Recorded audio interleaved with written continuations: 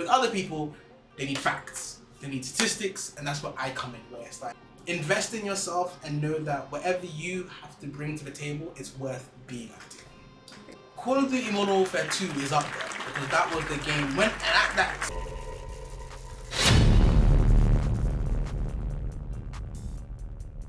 Hello, my name is Creatively Anzi and I'm the founder of Melanin Gamers, a gaming community that promotes inclusion and diversity in the video games industry. And welcome to MG Spotlight Pieces. These spotlight pieces are designed to showcase content creators from across different places. Today we are doing the origin stories of Melanin Gamers, and with me today I have the principal researcher and my brother as well, Alan, aka Dark Knight, aka trademark pending Obsidian Fury. Obsidian Fury? I've been known by that. Please introduce yourselves to people. What up, gang? My name is Alan, also known as Obsidian Fury, also known as Dark Knight. You know, whatever floats my boat is what I rock.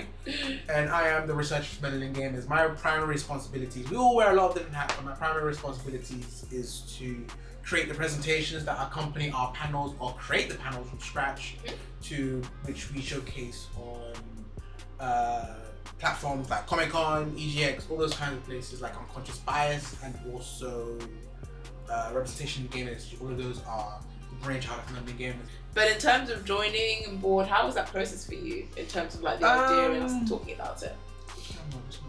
Either. To be fair, when I first heard the idea, I was like, oh, that's going to be a lot to take on. And then my sister was like, I remember the exact way she said that. She said, if it's not us, then who will do it? And I was like, I'm a sucker for one-liners. So he does like a good one-liner. He does like a really good one-liner.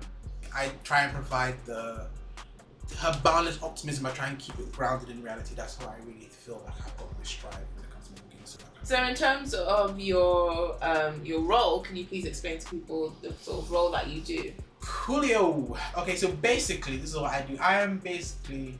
How many times is it going to say exactly? Basically? Should have a little counter.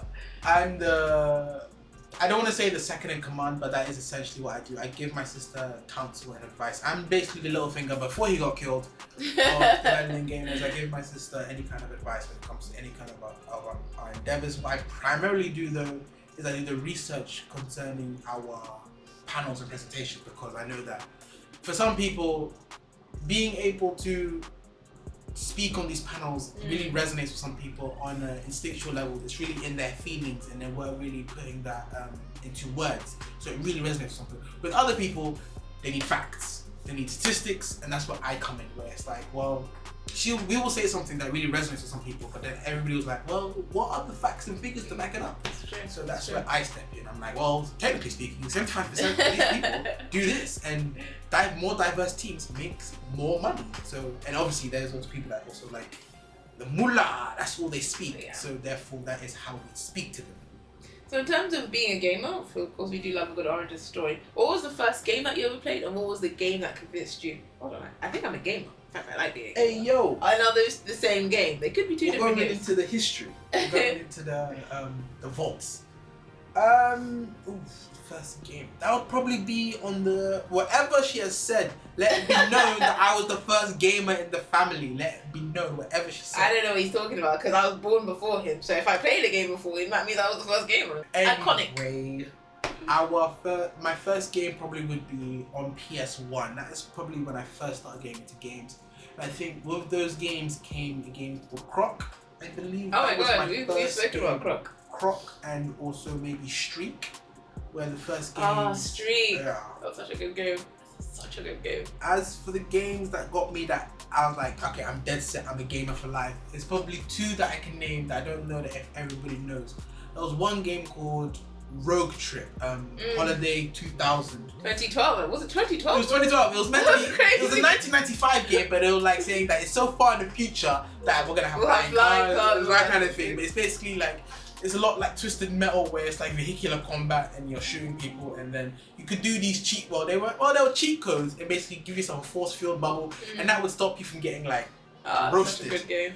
And the second game, my personal favorite, it took me about 15 years to look for it again because it broke, and I managed to she gave it to me for my birthday, and I haven't played it since. I just keep it in like a glass like thing, and I just don't touch it. It's called Micromaniacs. It's basically little people that have shrunk and they're basically running on a racetrack and they've got abilities where they can use it to injure people. And I played the hell out of that game. And that was probably the game that I was like, oh my gosh, I want to do this for the rest of my life. So in terms of content creators coming up, the gaming industry, we want to talk about those different things. In terms of the gaming industry, where do you see, because you now, I don't know if the audience knows this, but you want to get into the gaming industry. Yes. Can we speak a little bit about your journey into getting into it? When I want to go into the games industry, I've now decided, like last, I would say, year and a half, I've now decided to get into the game industry. For a lot of my career before this is probably why I also did the research in panels, was that I was a paralegal.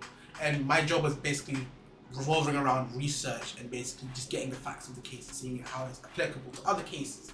So that is how I also came on board in that capacity, where I'm able to chunk through a lot of data and then like really shrink it and into bite-sized points.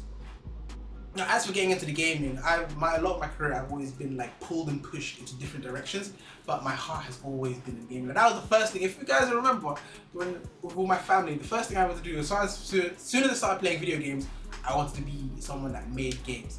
And I think that never really left me, that kind of feeling. Whenever I'm playing games, I'm playing it in two kinds of mind. I'm playing it, one, to enjoy the game, and two, how can I make this game better? So I'm not only thinking as a gamer, I'm also thinking of it as a game developer as well. That's what I also love about games. It can really either one, make you walk in someone else's shoes, or two, it'll make you question things internally, especially those narrative-driven games. That's true, that's very true. I do love that about gaming as well. And in terms of the gaming industry, where do you want to see it growing in terms of representation in the actual industry itself? Where I want to see it growing from when we started playing games, there has been a tremendous amount of growth. It's nowhere near as, like you say, like the idealistic of how our racial background should not be a barrier when it comes to applying for these games. It should really and honestly be that let's all just be gamers. That's essentially why we created Melanin Gamers, because we weren't seen as individuals when we came to gaming. So now we created a group where I'm also black, but I can also play games. So I think that just really, if anything, the main goal for us is to make everybody a Melanin gamer, when everybody is no longer so fixated on race, where we can just sit down. It's like it's not the same as you're not seeing my race. Let's be clear. It's my race is part of me. Alongside my love for games, alongside my love for beating the hell out of people in my Krav Maga class. We all enjoy it. I'm just one voice it. But that is exactly what I want to see in the gaming industry. And in terms of people becoming content creators, because now we've been around a lot of content creators, streamers, that sort of thing. What advice would you give someone who's trying to become a content creator?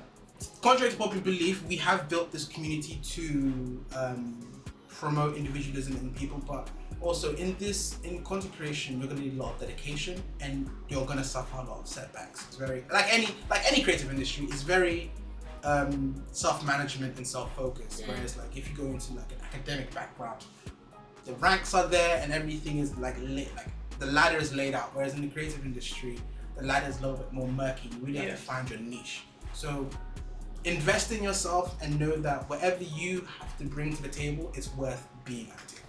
I think that's very sound advice. So as a gamer, top 5 games. Hey yo, we can't say that, you know. Top 5 games. I'm not gonna lie to you. Top 5 games. Top 5 games. Micromaniacs is up there. That's because that's my personal game. I think it's Apex is the one that's got my attention so far. Okay, if you were on a desert island, you only could take 5 games with you. What are those 5 games?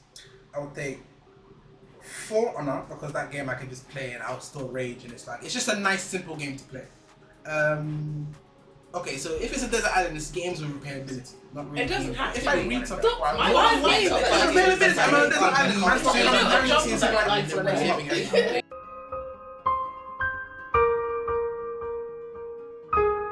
Call of Duty Modern Warfare 2 is up there because that was the game when at that specific period when come back from or in the morning, like some people have told me when it's in the morning and it's like before you go to school you're playing Spider-Man, Insomniac, new Spider-Man 2017 Spider-Man, Batman Arkham City.